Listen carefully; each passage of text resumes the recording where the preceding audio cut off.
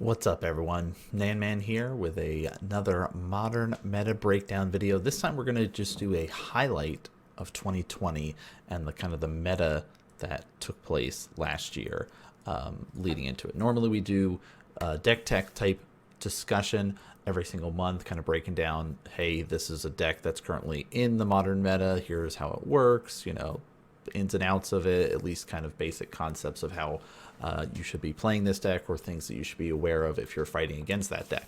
But end of the year, beginning of the new year, we like to kind of do kind of a recap of what's been going on in Modern. So Modern has been kind of a little bit weird in 2020. The pandemic shutting down shops and messing with events and stuff, and pretty much everything's moved online. So things got a little bit weird. There was also a bunch of new cards that messed things up in Modern. There was quite a few cards that ended up getting banned in 2020, and part of that was due to the way things were working with certain decks. So let's chat a little bit about the cards that are still in 2020 number one, right? The ones that we need to be most worried about was, of course, Urza. The Urza style decks, these artifacts, fast mana style decks, were kind of really taking over.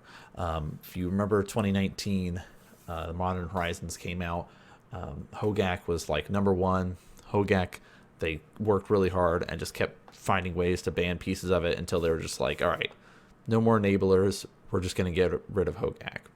We've done it, right? No more Faithless Looting. All right, no more Bridge from Below. We're just getting rid of all these pieces. We're not going to deal with it. And then people started kind of saying, okay, what other cards from this set can we really start to break? And that's where kind of the Urza style decks and these Urza, basically Lantern Control shifted into this Urza thing that then shifted up into this even more powerful styles of decks that were popping up. So very beginning of 2020, January 13th to be exact, was the ban announcement, ban list, boom, popped up. Hey, Mox Opal's gone, Oko's gone, and Mycosynth Lattice. I have a hard time with that one. The Lattice is banned. So Opal enables the kind of Urza decks to just kind of power up even more, or Mox does, and Oko allowed players that were playing like Moxes and stuff to just be like, all right, now he's a 3/3 elk and I can beat you down, or I can manipulate things. And Oko just like destroyed every format essentially, if you guys don't remember that. So he got banned. Luckily Mox got banned, which I feel like all the affinity players that existed, or affinity style decks that existed, people got real sad about it. But fast mana, people have kind of known it was going to happen eventually. The Lattice, though, is a little bit different. That was more of a lockout card because of War of the Spark. They had planeswalkers that were printed with basic abilities, just sort of, hey, if it's on the battlefield, this is what happened. So we've got our Karn out there who now says, guess what? Artifacts that your opponent control can't activate their abilities. And our Lattice turns all permanents into artifacts. So let's just stop people from playing the game is basically what certain players were doing, especially Tron players were running this and just sort of doing the lockout strategy. So it makes sense why those were gone. But really, it's like Urza was still, causing problems. 2 months after that, we saw Once Upon a Time get banned in Modern. Again, cards that are free seem to be a problem for extended formats. Being able to have this in your hand and just cast it for free, find a land or creature, just like streamlines so many decks. I remember just for that small period of being able to play Infect and just being like, oh, yes, this is the greatest thing ever. I feel like I'm playing like I had Gitaxian Probe again. Just the power level of this card is so good. And then they took it away from me. The other one, of course, is our Astrolabe. Basically the mana fixer when it comes to snow permanents. So let's just kind of do some adjustments. And it allowed those Urza decks to, instead of just being like, hey, we're going to be this kind of 1-2 color deck, this, blue black, blue green, however we're going to do it, mono blue, we're just like, no, we have Astrolabe, we're going to be a 4 color deck. and just like how powerful 4-color good stuff essentially is what this worked out with the Astrolabe. So they banned that, and it basically kind of slowly started to push the Urza decks back down. Now, as things continue to shift, we had companions rise up. Ikoria released these new cards that were just super powerful. So much so that Wizards had to hotfix them and change them to be like, hey guys, now you have to pay 3 mana to get them from your command zone into your hand. You can't just like, you know what, I get this card now. This is mine. So they've since hotfixed, eroded them, whatever you want to call it, and changed that. So now, because basically the entire modern format, the entire legacy format, entire vintage format, basically any extended format was just like, these companions are so powerful, and if you're not running them, you're losing. And so decks got warped and changed and adjusted for it, and then they're like, you're right, things are too much, let's actually kind of tone it down a bit. So that happened during this period, right? If we're thinking about cards that are popping up, Uro comes about, and his just pure value engine that he has attached to him, he gets to be able to draw cards, he gets to be able to play lands, and if you kill him, he's in your graveyard and he can come back later. So these grindier matchups, these longer matchups, even these control style matchups, he now kind of can shine in those sort of positions. And so a lot of people were trying to find the best deck to put him in. They were trying out, okay, if I have a blue-white control deck, should I now just add green in here and make it Bant so I get Uro?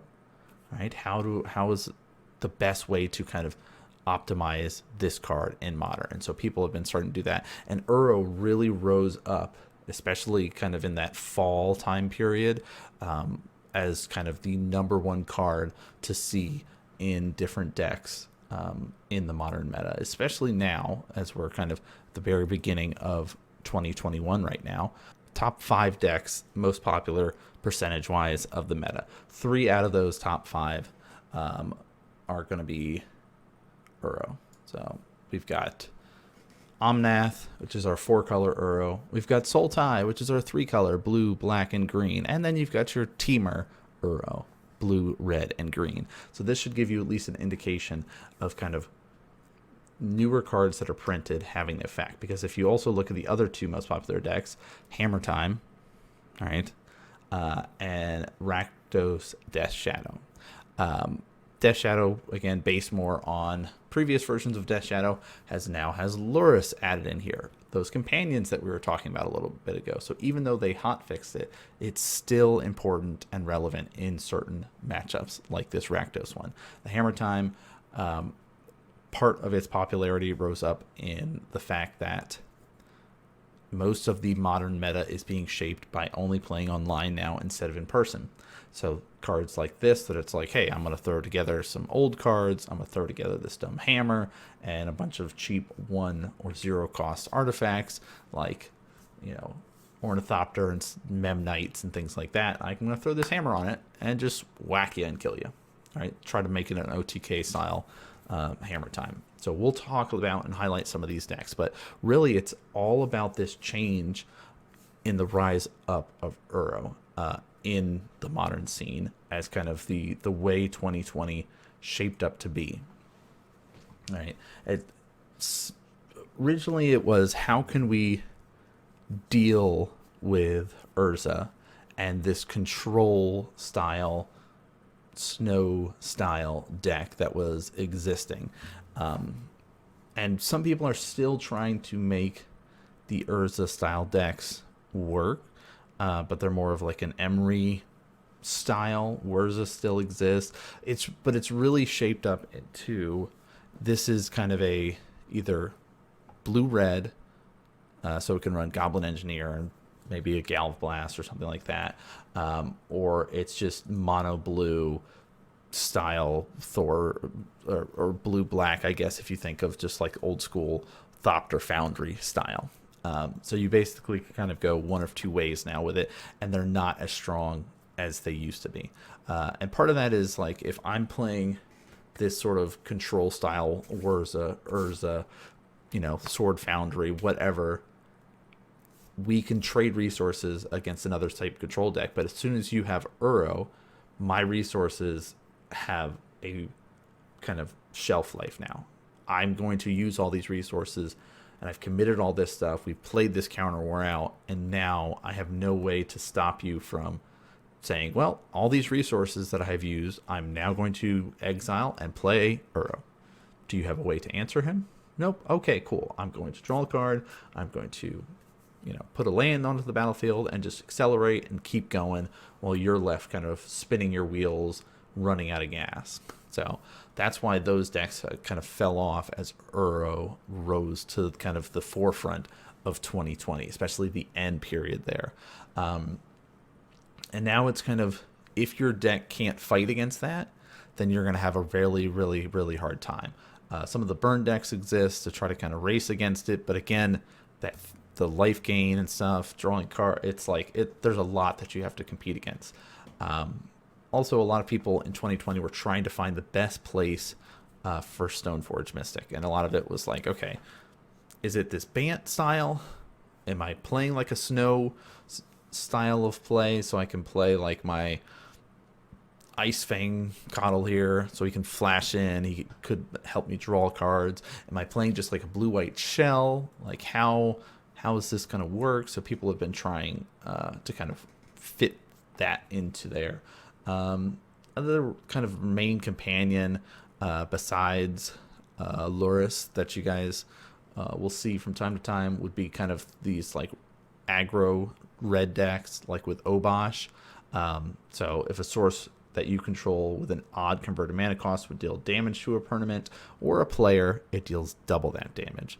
So occasionally you'll see a few of those kind of running around, but for the most part, those are the main companions. Every now and again you'll see like a Euron like combo deck with like Kiki Jiki or something like that. Just like, hey, I'm gonna like combo win, you know, just super grind.